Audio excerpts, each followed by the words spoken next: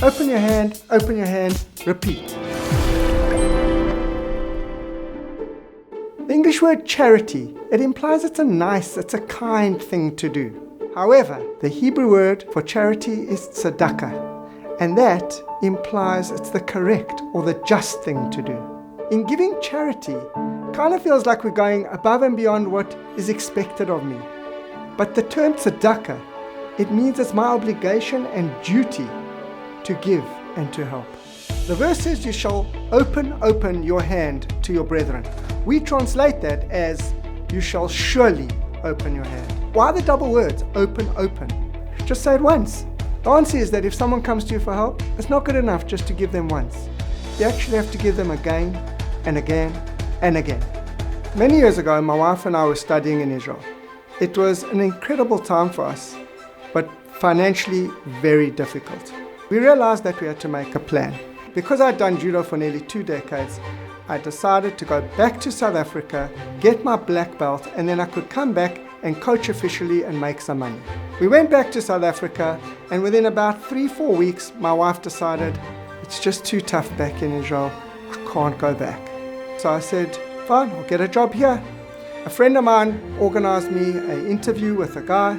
I went with my suit and a CV, and I sat down with him, we spoke a bit, and he said to me, tell me something, what's first prize? And I was a bit confused, but I understood that he meant, what do you really want to do with your life? And I said to him, look, I'm a realist. I'd love to be studying in Israel, but I need a job. And he said, I'm not offering you a job today, but I am willing to give you 18 months to go back and study in Israel. My wife and I were absolutely blown away. I mean, this guy, I didn't know who he was. He was a stranger, and he was willing to support us for 18 months. He asked us, find out how much you need, and we told him. He said, no problem. So a week before I flew, I went into his study, I sat down, he looked at me, and he said, remind me your name?